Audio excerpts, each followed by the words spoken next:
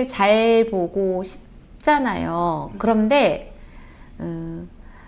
포기를 안 하고 끝까지 최선을 다하기가 참 힘들어요. 근데 그거는 왜 너 그거 못해?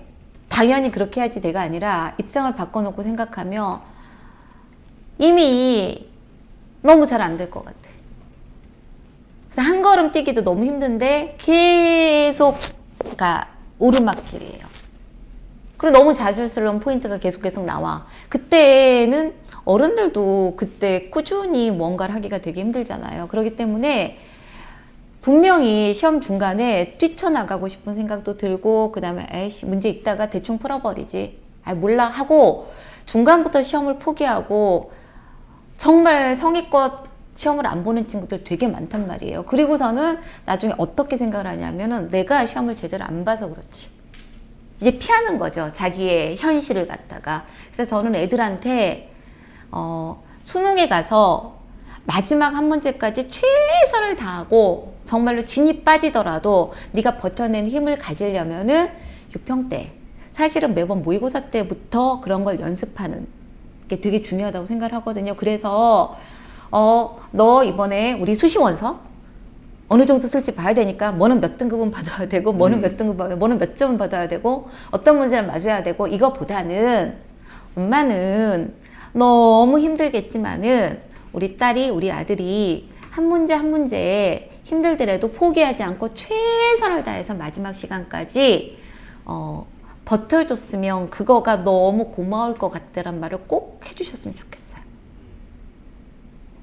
아셨죠? 예. 그러니까 나중에 어떤 점수 이런 얘기를 하시지만은 아이들이 지금 내가 아직 준비는 안 됐지만 마음 먹고 한번 도전해 볼 만한 것들이 먼저 아이들에게 나가야 된다는 거죠.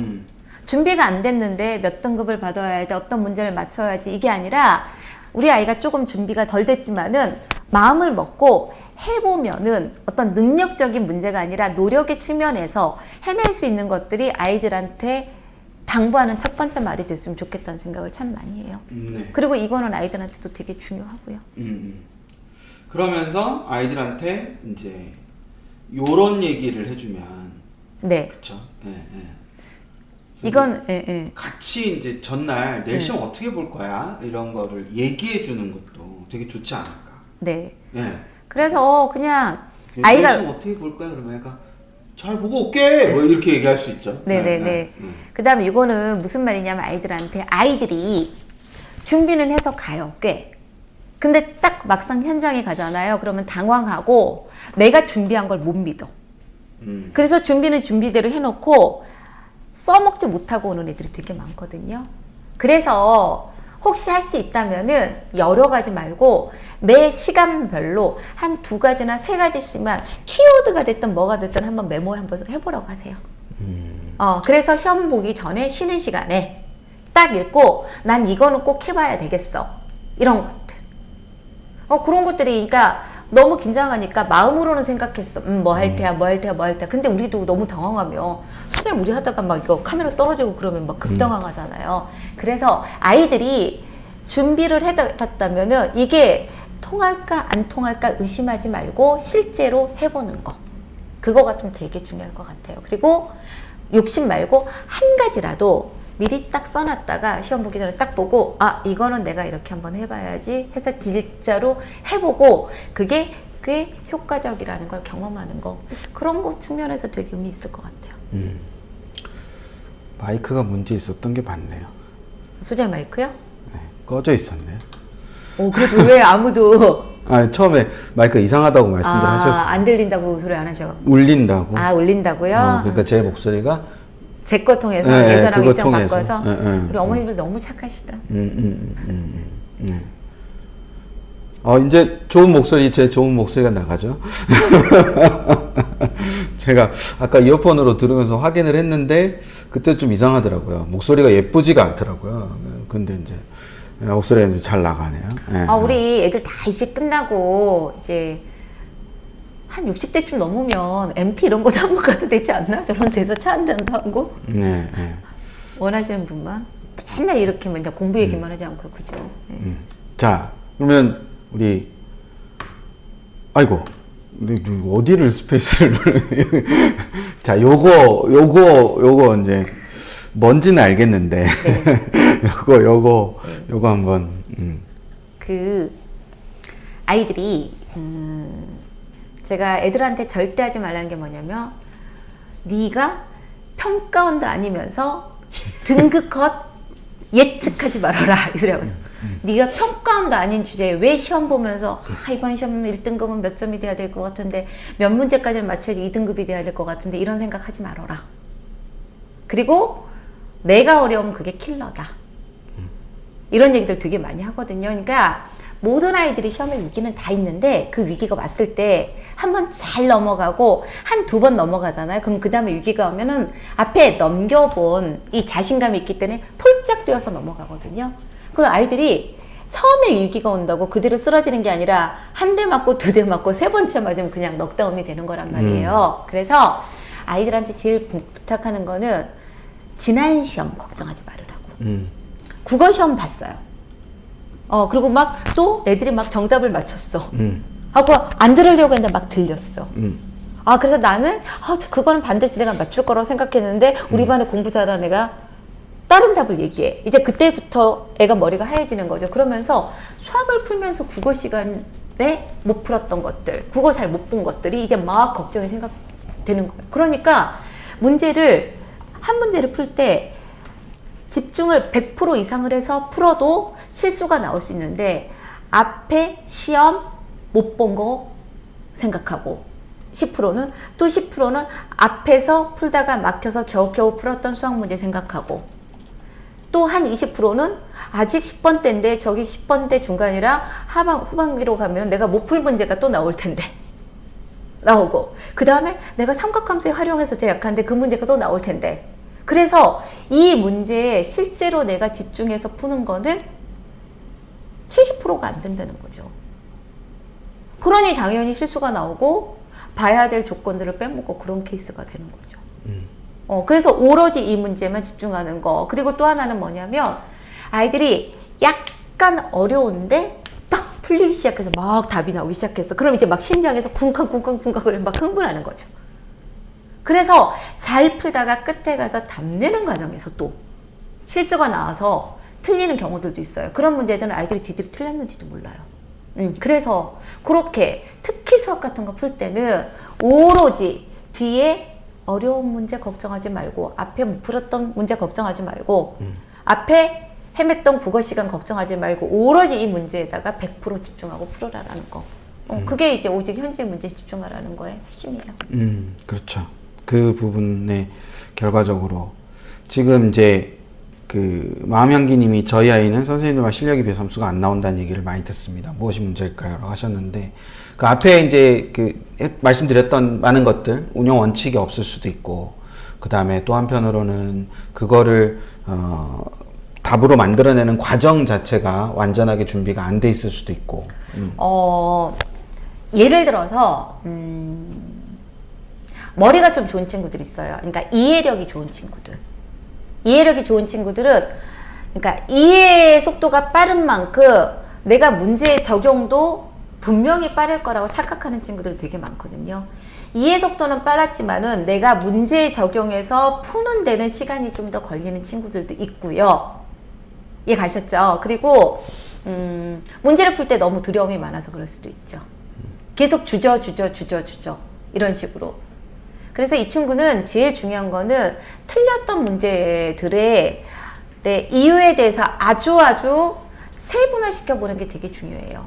예를 들어서 수학을 예로 들면 제가 친구 학생들한테 딱 틀렸어. 그런데 해설지를 보니까는 어떻게 푸는지 알겠어. 이거는 100% 연습 부족이에요.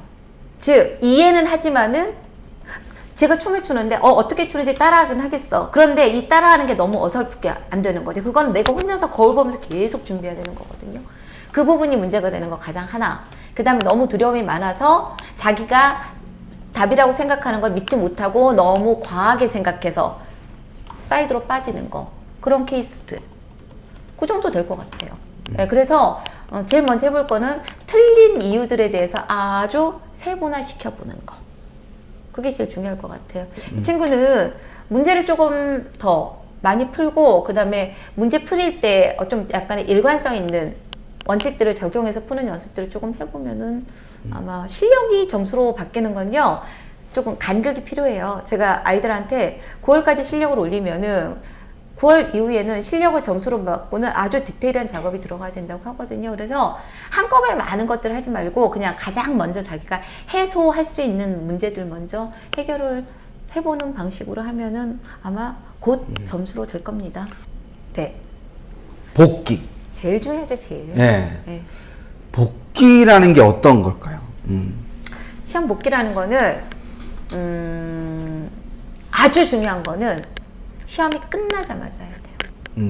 근데 사실 그날 시험이 끝나고 나면은 너무 피곤해서 하기 되게 힘들거든요. 그러니까 이거는 뭐냐면 시험 문제를 다시 풀어보면서 뭐 해설 강의를 듣고 분석을 해라 이게 아니라 시험 시간에 내가 시험 볼 때 어땠었는지 그 시험 시간의 흐름을 갖다 한번 적어보는 거거든요. 내가 어떤 부분에서 당황한 포인트들이 있었는지, 어떤 부분에서 막혔었는지, 막혀서 어떻게 했었는지, 어떨 때 집중이 안 됐었는지, 어떤 요소들이 나의 시험 집중력을 방해했었는지, 이런 것들. 시험 시간을 쭉 이렇게 눈 감고, 예를 들면 멋진 사람이랑 데이트했을 때 그때 그 사람이 무슨 말을 했었고 나는 어땠었고 이런 거 막 자기가 혼자서 생각해 볼 때 있잖아. 좋았던 순간들. 시험을 보는 그 순간이 좋았던 순간은 아닌데 내가 시험을 보는 그 과정에서 이렇게 막히거나 그 다음에 주춤하는 포인트가 없이 그냥 스무스하게 어떤 식으로 운영이 됐었는지, 그리고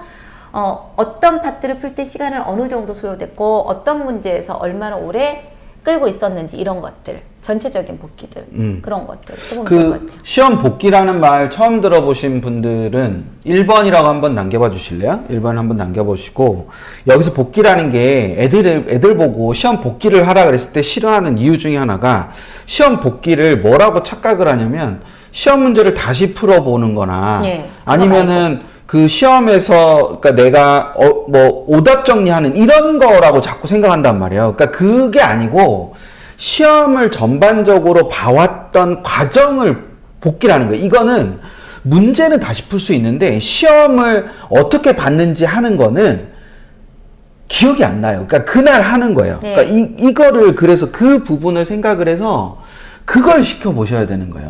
왜냐하면 시간이 지날수록 기억에 오류가 생겨요.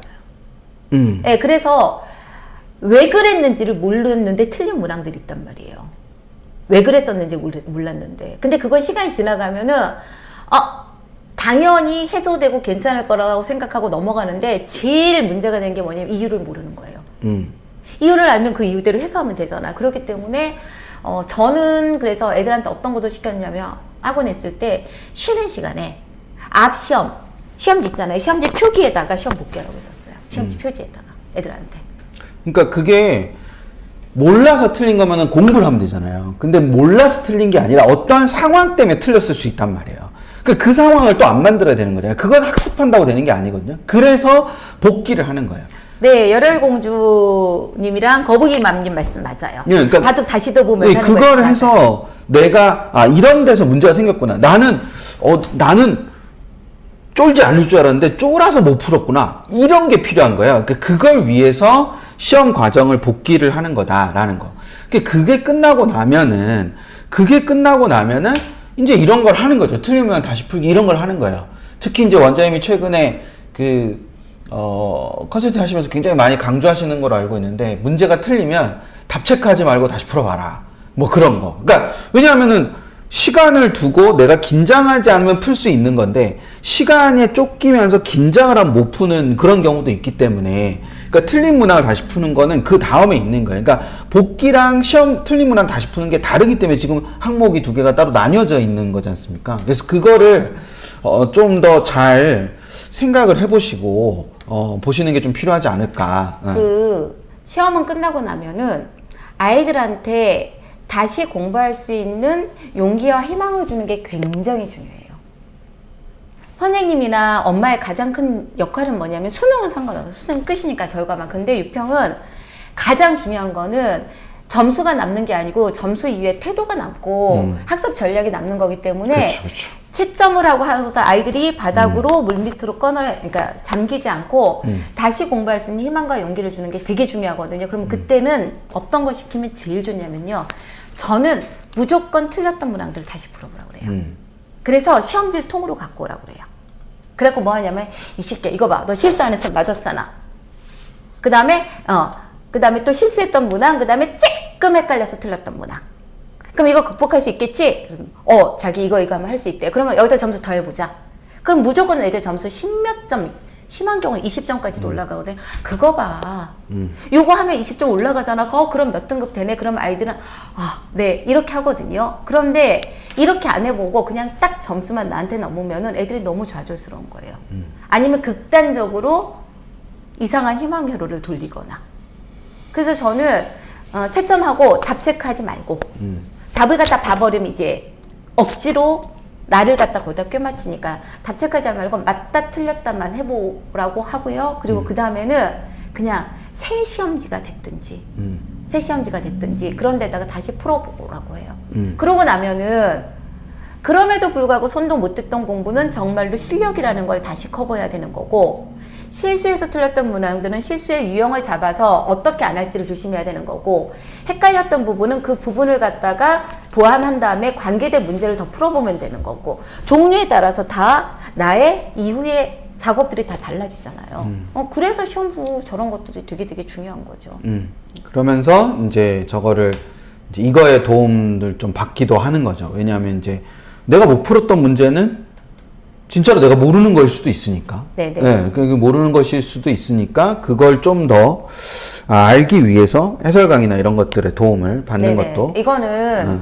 이거는 저는, 그러니까 아이들이 시간 아깝다고 안 듣는 친구들이 있거든요. 그러면은 분명히 의미 있는 몇 개의 문항들이 있단 말이에요. 그거는 맞췄더라도 아까 제가 말씀드렸던 것처럼 내가 가지고 있는 요만큼의 정보를 펑 터뜨려가지고 푼 게 아닌지, 그 다음에 거기서 조금 더 확장, 제가 멘토들 분석지에다가 꼭 쓰라고 하는 부분이 뭐냐면은 더 심화 확장해서 문제를 낼 수 있는 것들은 어떤 게 있냐, 어떤 선지들은 더 심화하고 확장해서 낼 수 있냐, 이거 갖다가 문제 갖고 만들어 보라고 하거든요. 그걸로 제가 이제 분석지 제공해 드리는 거잖아요. 그리고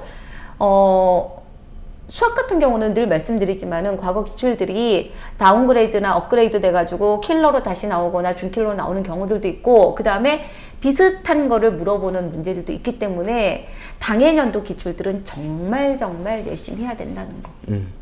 예. 그리고 이제 끝나고 난 뒤에 다 끝났다고 생각하지 않고 학습 집중력을 유지하는 게 무엇보다도 중요합니다. 그렇죠. 네, 학습 집중력을 유지하는 게 무엇보다도 중요하다. 네, 그러니까 우리 이제 그 고3이들 같은 경우는 거의 이제 기말로 연결이 되니까 6평 분석이 거의 안 되는 경우도 되게 많단 말이에요. 그런데 굉장히 많은 학교들이 당해년도 기출을 시험범위로 넣고 그러거든요. 그러니까는 그거 꼭 했으면 좋겠고, 이제 이 부분은 고3들이 기말로 연결되면서 그 다음에 여름방학으로 끝나면서 수시에 대충 마무리된다는 느낌이 되면 우리도 큰 산 하나 넘고 나면 좀 쉬어도 될 것 같고 뭐를 안 하잖아요. 그런데 6평 이후에는 그냥 그날 저녁에 맛있는 거 먹고 조금 쉬고 복기만 하고 그 다음에 최대한 더 빨리 학습 집중력을 그대로 리듬을 타는 게 되게 중요해요. 그리고 재수생들 같은 경우는 7월에 재수생들이 또 되게 많이 힘들거든요. 덥기도 하고 그 다음 6평이랑 큰 산을 넘고 나니까는 뭔가 된 것 같기도 하고, 그래서 시험을 못 보면 좌절해서 공부가 안 되고 시험을 잘 보면은 자만해서 공부가 안 되고, 6평 이후에는 공부가 잘 될 수 있는 환경보다는 공부가 안 될 수밖에 없는 환경이 훨씬 많아요. 그래서 늘 말씀드리듯이 공부는 남이 다 할 때 하면 성적 올라가요? 안 올라가죠. 밑자 본전이죠. 그죠? 그래서 원래 공부는 남이 안 하고 덜 할 때 하는 거. 그래서 저는 6평 이후에 학습 집중력이 유지되는 거가 굉장히 중요하다고 생각을 해요. 9평 이후는 더 중요하고. 그런 그게 측면에서. 왜 그러냐? 이 명언 때문에 그런 거예요. 그러니까 학습 집중력을 유지하는 게 정말 중요한 이유가 뭐냐? 바로 오늘의 최고의 명언. 그쵸? 네. 해보세요. 잘 봐도 6평, 못 봐도 6평. 네. 단지 6평일 뿐인 겁니다. 네. 그렇기 때문에 우리는 공부를 해서 수능에 가서 어떤 결과를 내는 게 핵심이기 때문에 그거를 생각하시고 아이들이 잘 봐왔든 못 봐왔든 그냥 부모님들도 그냥 유평이라고 생각하시고 그거를 학습 집중력을 유지시키기 위해서 어떤 노력을 해야 할 것이냐. 그런 부분에서 이게 잘 봐도 유평, 못 봐도 유평이기 때문에 그냥 유평일 뿐인 거예요. 그러니까 그걸 같이 생각하시고 준비를 하시는 게 필요하다. 예, 오늘 제가 이렇게 같이 준비하면서 이거를 탁 말씀하시는데, 야, 역시 그냥 살아온 게 아니구나. 왜냐하면 그냥 애들을 만나온 게 아니구나. 뭐 이런 생각이 들었습니다. 육평 잘 봤다고 자만해도 끝. 육평 못 봤다고 포기하고도 끝. 사실은 육평 점수는 수능 점수의 일정 정도의 근거가 될 수는 있지만은 절대 같은 결과로 이어지지 않거든요. 그 육평 이후에는 저는 애들한테 태도가 남는다고 생각해요. 태도가. 그러니까 하루라도 이틀이라도 일주일이라도 남들보다 더 하고 가면 그건 점수로 가는 거거든요. 그리고 특히 제가 얼마 전에 말씀드렸듯이 성적이 좋지 않아. 그런 친구들은 정말 조금만 더 하잖아요. 그러면 옆에 내 주변의 경쟁자들이 공부를 거의 안 하기 때문에 하루에 진짜 애들한테 제가 얘기하는데 10,000명씩 제낀다고요. 공부를 안 하니까. 그 많은 수험생들 중에서. 그래서 그냥 성적대가 아래로 내려갈수록 시도를 하고 뭔가를 하면 그게 점수로 다 탁탁탁탁 달라붙는다고 생각하시면 돼요. 근데 위로 올라가면 훨씬 세밀해져야죠. 그러니까 꼭 기억하세요. 이게 지금 어디에 있는지 시험 후에 있잖아요. 그러니까 시험 전과 시험 중일 때는 이런 생각을 하면 안 돼요. 시험 전과 시험 중일 때는 육평이 정말 중요하다고 생각하고 아이한테도 그렇게 말씀을 해주세요. 그러니까 중요하다고. 잘 봐야 한다고. 잘 봐야 하는데 그 잘 봐야 되는 게 무조건 점수를 잘 내야 된다는 게 아니라 그 점수로 가는 과정을 만들어가는 거를 최선을 다해서 하고 한 문제 한 문제를 풀 때 모든 열과성을 다해서 푸는 거. 그래서 그때는 잘 봐도 6평, 못 봐도 6평이 아니죠. 근데 시험이 딱 끝나면 잘 봐도 6평, 못 봐도 6평이다 이거예요. 이거 오해하시면 안 돼요. 제가 너무 흥분했죠. 네. 그러니까 이게 왜 시험 후에 있는지 생각을 잘 해보셔야 돼요. 제가 애들한테 어떤 걸 갖다 되게 주입시키냐면 모의고사 때 틀리면 그럼 아이들이 휴 다행이다. 제가 연습시키거든요. 모의고사 때 틀려갖고 발견이 되면 얼마나 다행이에요. 그 제가 애들한테 그렇게 했어요. 모의고사 때 틀리는 거를 두려워하지 말고 모의고사 딱 틀리고 나면 와 다행이다. 그렇게 시험을 바라보는 태도가 결국은 아이들을 입시를 성공으로. 그 다음에 내가 조금 겨우겨우 억지로 풀었으면은 그거 다 틀렸다고 생각하고 분석도 다 다시 했다고 그러더라고요. 결국은 그런 태도가 이후에 아이들의 점수를 결정하기 때문에 그런 부분을 조금 아이들이 할 수 있게, 그거는 어떻게 생각하면 마인드의 영역일 수도 있잖아요. 그래서 그 부분들 지금 아이들이 가지고 있지 않아서 엄마나 아빠가 요구했을 때 도저히 해낼 수 없을 것 같은, 그래서 스트레스로 다가오는 거 말고 아이들이 조금 노력하면 가능할 수 있을 것들로 조금 얘기를 해주시면 좋을 것 같고요.